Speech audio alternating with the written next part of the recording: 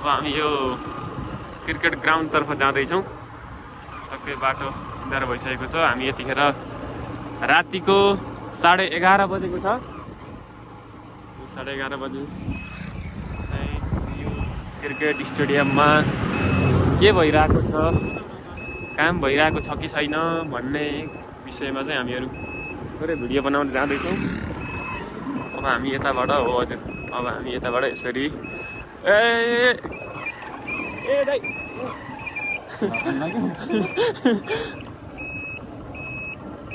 अब हामी रोक्नु है सर। अब हामी यहाँबाट चाहिँ कता होला हामी हाम्रो चाहिँ उहाँ लुकास सर हुनुहुन्छ, उहाँको युट्युब च्यानल मजाले हेर्नु होला।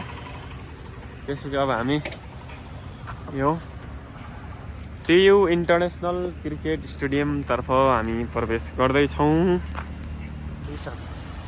गऱ्यौँ हामीहरू चाहिँ यतिखेर टियु इन्टरनेसनल क्रिकेट स्टेडियमको चाहिँ यहाँ यो ग्राउन्डलाई चाहिँ अझै राम्रो बनाउने कसरी यसलाई चाहिँ गुणस्तरीय बनाउनुतर्फ चाहिँ अहिले पछिल्लो समय सरकारको ध्यान गएको छ होइन।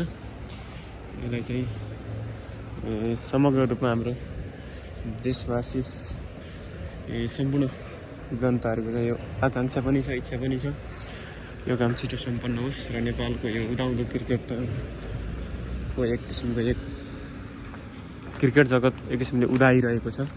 यस समयमा चाहिँ हाम्रो नेपाली क्रिकेट खेलाडीहरू विश्व माझमा अझ अगाडि बढ्नको लागि चाहिँ स्टेडियमले चाहिँ एउटा महत्त्वपूर्ण काम गर्नेछ। हामी चाहिँ यहाँ चाहिँ कामहरू भइरहेको छ, यो रोडहरूको जताको भइरहेको छ हेर्नुहोस् न, यसरी कामहरू भइरहेछ। नाइट ड्युटी गरेर चाहिँ 2 सिफ्टमा काम भइरहेको हामी देख्न सक्छौँ। यो चाहिँ नेपाली क्रिकेट जगतको लागि एउटा एकदम राम्रो कुरा हो भन्न चाहन्छु म चाहिँ।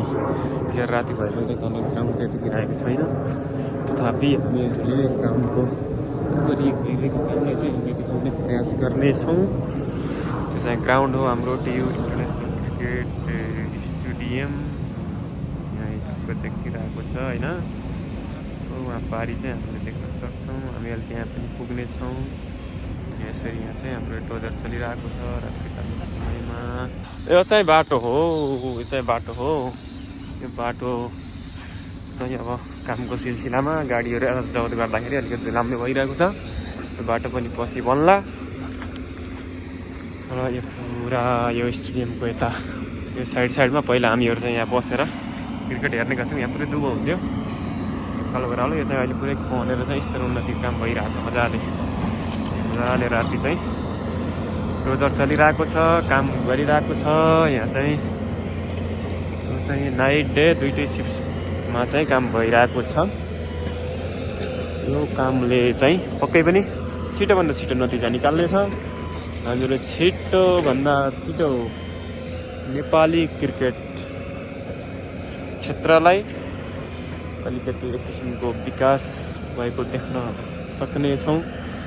नेपालको पहिलो ठुलो अन्तर्राष्ट्रिय चाहिँ क्रिकेट हुने एउटा स्टेडियम भनेको चाहिँ पहिलो नम्बरको स्टेडियम हो त्यो इन्टरनेसनल क्रिकेट स्टेडियम। यसलाई विकास गर्नु पक्कै पनि सबैका लागि राम्रो हुनेछ। यहाँ चाहिँ हाम्रो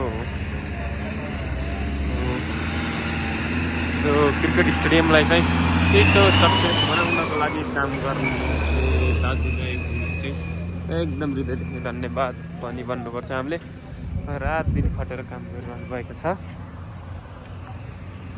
काम भइरहेको छ। अब हामीहरू उता पर जाँदैछौँ। यसलाई चाहिँ हामीले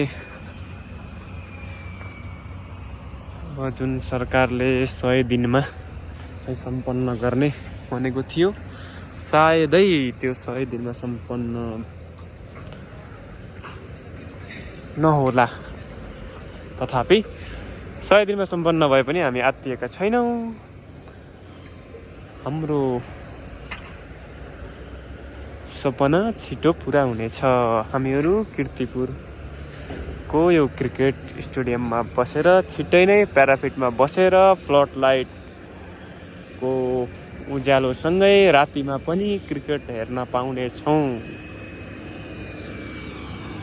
यसरी चाहिँ हाम्रो सवारी साधनहरू रात दिन कुदिरहेका छन्।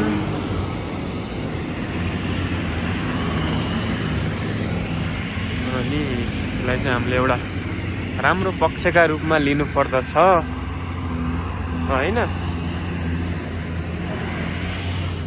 त्यही नै छ समग्र क्रिकेट क्षेत्रको विकासको लागि चाहिँ यसले चाहिँ एउटा महत्त्वपूर्ण योगदान पुर्याउनेछ। नेपाली क्रिकेट पछिल्लो समयमा एउटा अलिकति द्रुत गतिमा चाहिँ त्यसको विकास भइरहेको छ। हाम्रो नेपाली क्रिकेट प्रेमी दाजुभाइ दिदीबहिनीहरूको चाहिँ क्रेज त अब हामीहरूले भनिरहनु पर्दैन। उहाँहरूको क्रेज, नेपालको क्रिकेटप्रतिको क्रेज देखेर विश्व नै एक किसिमको विश्वले चर्चा गरिरहेको विषय हो यो। हामीहरूले भर्खरै मात्रै एनपिएल सक्यौँ। केही समय अगाडि हामीहरू त्यो समयमा यहाँ बसेर हेऱ्यौँ। अबको चोटि एनपिएल चाहिँ हामीले पक्कै पनि यसमा प्याराफिटमा फ्लडलाइटसँगै हेर्न पाउने छौँ भन्ने हाम्रो आकाङ्क्षा छ, इच्छा छ। यो पुरा हुने सङ्केत पनि देखिएको छ। उतापट्टि यो बालुवाको यस्तो थुप्रो पारी राखिएको छ। यसरी बालुवा बोक्नलाई यहाँ डोजर लोड गर्नको लागि चाहिँ स्ट्यान्ड बाई छ। मेरो अब यताबाट अगाडि जाँदैछौँ। यो धुलो चाहिँ अति नै छ। यसलाई चाहिँ हामीले नराम्रो पक्षको रूपमा लिनुहुन्न, किनभने धुलो भनेको विकास गर्दा हुन्छ। यसलाई चाहिँ हामीले सकारात्मक रूपमा लिनु पर्दछ। अब हामीहरू यतापट्टि चाहिँ हाम्रो फर्स्ट बेसको काम चाहिँ भइरहेको छ। हामीहरूले देख्न सक्छौँ यहाँनिर यसरी रडहरू तयार गरिएको छ। लाइट चाहिँ काम गर्नको लागि, सहजताको लागि लाइटहरू प्रयोग गरिएको छ। यसै गरी यहाँनिर उता गरी चाहिँ माटो झिक्ने र लोड गर्ने काम भइराखेको छ। यसै गरी यहाँबाट झर्न हुन्थ्यो तर सकिन्छ कि नै होला। सकियो। यो चाहिँ अलिकति सानो भयो। यो चाहिँ यसले चाहिँ अलिकति काम गर्न अलिकति ढिलो हुन्छ कि, तर पनि यहाँ चाहिँ बेसको काम चाहिँ यसरी भइरहेको छ। यता अस्ति हामी आउँदा यो मात्रै सुरुवात भइरहेको थियो। आज चाहिँ उतापट्टिको यो यहाँनिर चाहिँ काम भइरहेको छ। यहाँनिर यसरी माथिबाट खनिरहेछ। यहाँ डोजरले माटो निकालिरहेको छ। यता छ अर्को डोजर। त देखिएको छ। तथापि हाम्रो यो स्टेडियम छिटो नै एकदमै गुणस्तरीय बन्नेछ भन्ने विश्वास राखौँ। काम छिटोभन्दा छिटो सकिनेछ। ल, थ्याङ्क यू सम्पूर्णलाई। अब फेरि एक दुई दिनपछि फेरि यसको अगाडि भएको काम कारबाहीको बारेमा चाहिँ विस्तृत विवरण उल्लेख गराउने छु, सक्दो प्रयास गर्नेछु भन्ने कुरा व्यक्त गर्दै आजको लागि म यो भिडियो यही अन्त्य गर्दछु। धन्यवाद, नमस्कार सम्पूर्णलाई।